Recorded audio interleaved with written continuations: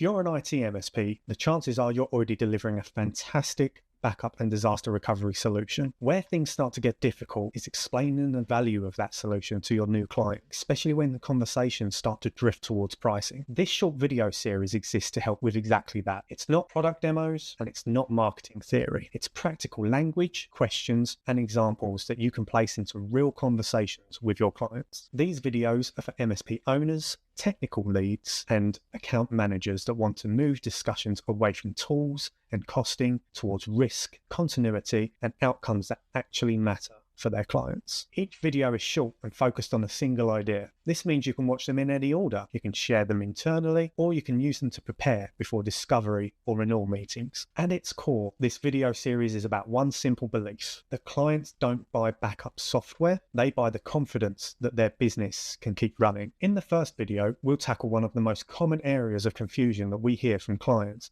and that's explaining the difference between backup and disaster recovery. I want to quickly explain the difference between backup and disaster recovery in a way that you can use for your clients. They're two terms that are often used together but solve very different problems. So what's backup? Backup is best explained as protection of your data. Think files, think folders, think emails. A good backup will cover your customers for things like accidental deletion or file corruption. Think of backup as a safety net for your client's data. So what about disaster recovery? Disaster recovery is one of the more serious conversations that must be had with clients. It's about a plan that's put in place for when all hell breaks loose. We're talking hardware failures, we're talking ransomware attacks, and we're talking loss of site, whether it be fire, flood, or any other disaster. The key differences between data backup and disaster recovery is that backup is more about can we get data back, disaster recovery is more about how can we get the business back. A common misconception is that backup alone is enough, and quite frankly, it just isn't.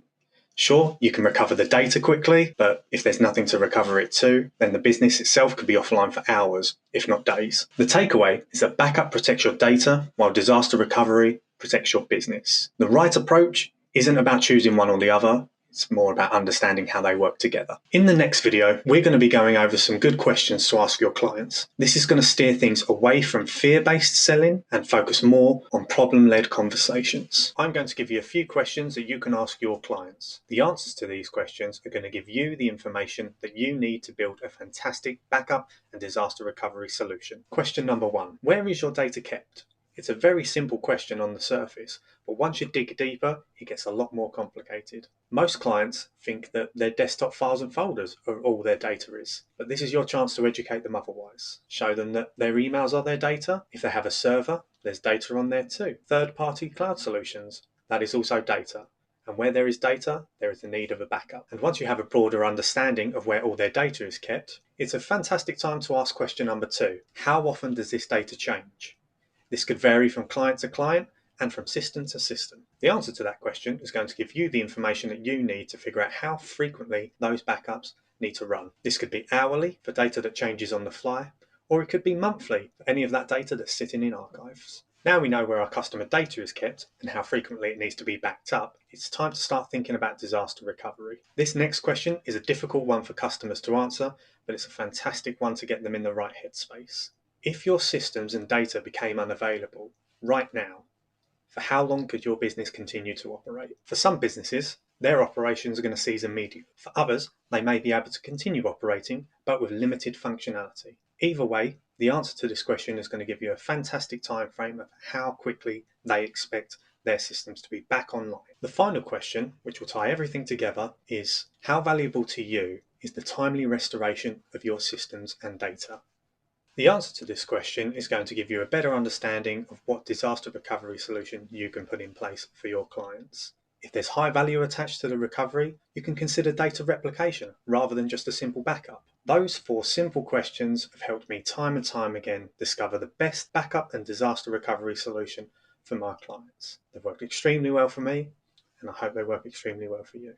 Previously, we discussed the difference between data backup and disaster recovery. Now I want to speak to you about the difference between data that has been backed up and data that is recoverable. Most clients believe that if their data is backed up, it automatically means they're safe, when it's not the case. It only means that their data exists somewhere else. It says nothing about the speed, the reliability, or the complexity of its recovery. Backed up data simply answers the question, do we still have the data? Where the recoverability answers the question, can we restore the data quickly enough to keep the business running? Picture this. It's 9 a.m. on a Monday morning and a client's server goes down. Sure, the data is backed up, but there's some key considerations before a timely recovery can happen. Firstly, how long will it take for you to find the most recent backup? How long will it take for you to restore from it? Where's it going to be restored to? And whose responsibility is all of this anyway? The time it could take for you to find the answers to these questions has a hidden cost. Each hour your client's offline, they've got lost productivity, they could be missing revenue, and there's a reputational impact to consider. Cheap backup solutions rarely account for recovery time objectives, or RTOs. It's your job to make sure that the customer's RTO is understood and upheld. So, how do we turn backed up data into recoverable data? The very first thing you need to do is test a recovery. By testing a recovery, you'll understand what infrastructure needs to be put in place so that you can restore your data. Once the data is restored, you'll understand how quick the restoration process is, and this will help you identify a clear RTO for your clients. With infrastructural requirements and an RTO defined, it's now time to assign responsibility to each of these tasks. Now that you've tested and verified the restoration, your backups are no longer theoretical protection. The real value isn't in the backup itself, it's in the certainty that you can recover the data in a timely manner. This is how you can separate your enterprise-grade protection away from low-cost backup tools. So instead of asking the question, is your data backed up? Instead ask, if your main system went down at 9 a.m. today, how confident are you that you'd be able to restore it the very same day? Naturally, you'll find this conversation moves away from price. It's going to highlight risk without fear-mongering, but it's also going to justify investment in managed backup, disaster recovery, and tested and supported solutions. When selling backup and disaster recovery, objections are normal. I'd actually go a step further and say that objections are a good thing. It means that the person you're speaking to is seriously considering your solution against their current situation. The key isn't to push against objections, it's to reframe the conversation. I'm going to give you the top objections that I've faced selling backup and disaster recovery, show you how to reframe those conversations positively. The answer to reframing some of these objections have been covered in previous videos.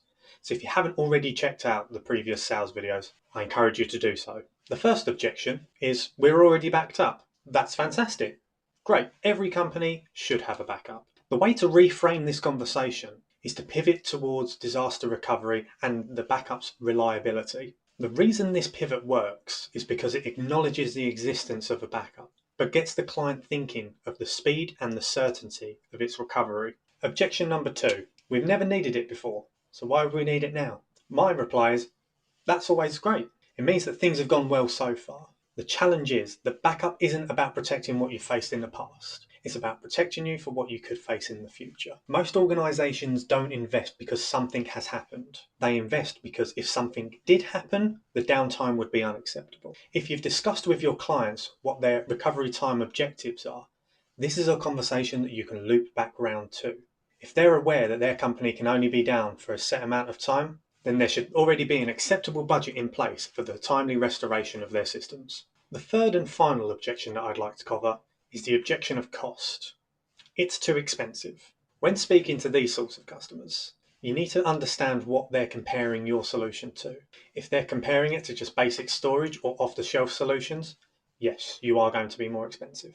What you want to try and compare your solution to is the impact that you're going to have in the case of an emergency. Compare your pricing to the loss of revenue that a day of downtime would have to the company. Compare your pricing to the reputational damage that lost customer data could have. Usually the cost of your service is far cheaper than the damage that can have on a company. The real cost isn't the backup solution, it's the cost of not being able to recover quickly. When objections come up, resist the urge to defend your product. Instead, guide the conversation back to the outcomes, back to how quickly you'll be able to recover, how much downtime they will be able to avoid, because at the end of the day, backup isn't about software, it's about certainty. We're going to look at how to talk about backup testing without getting too technical. The aim isn't to explain how testing works behind the scenes, it's to help you position why it matters in a business conversation. because when testing is explained properly, it stops sounding like an IT task and starts sounding like what it really is. It's risk management and operational assurance. Most clients assume that if backups are running, everything is covered. This is your opportunity to gently shift the conversation. You might say, it's great that backups are in place, but the real question is whether we've recently proven we can recover you within a time frame that the business can actually tolerate. Notice what you're doing there. You're not talking about restore processes or technical checks. You're talking about downtime, operational impact, and certainty. The key is to keep your conversations outcome focused. Things like testing turns backup from something we assume will work into something we know will work. If cost becomes a concern, reframe the value. What you're investing in isn't more backup, it's predictability, and it's removing uncertainty at the point where downtime would be most expensive. The tone of your delivery matters. It's important to stay calm and assured. You're not predicting failure. What you're doing is demonstrating responsible risk management. Handled properly, backup testing doesn't sound technical. It sounds like governance, planning, and business continuity. And those are the types of conversations that decision makers are comfortable having. We're going to look at how to position backup as an ongoing service and not a one-off project. The way you frame this conversation directly affects margin, retention, and long-term client value. If backup is seen as something you set and forget, it becomes a cost. If it's positioned as an active service, it becomes a strategic necessity. One of the biggest commercial mistakes MSPs make is allowing backup to be treated like a one-time installation. The client buys it, it gets configured, and from their perspective, the job is done. The problem is that businesses change, data grows, systems evolve, and risk profiles shift. So instead of presenting your backup as a product, position it as a managed protection service. You might say, backup isn't something we install and walk away from. It's something we manage, monitor, review, and evolve as your business changes. That language changes everything. It moves the conversation from storage to stewardship. You can reinforce this by highlighting what ongoing service actually means. It's continuous monitoring, it's regular testing, capacity planning, reviews on the policy, and adapting to new workloads or regulatory requirements. When clients understand that protection isn't static, reoccurring investment becomes logical. If they push back with something like, but it's already set up, calmly reframe the situation. That's exactly why it needs oversight. The risk isn't installation, it's drift. Environments change quietly and over time. The commercial truth is simple.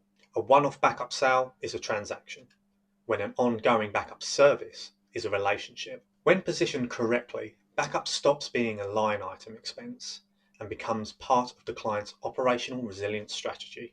And that's where long-term value for both you and the client is created. We're going to cover how to confidently handle comparisons with cheaper backup alternatives. Price objections are rarely about price alone. They're usually about the perceived value. The goal here isn't to criticize competitors.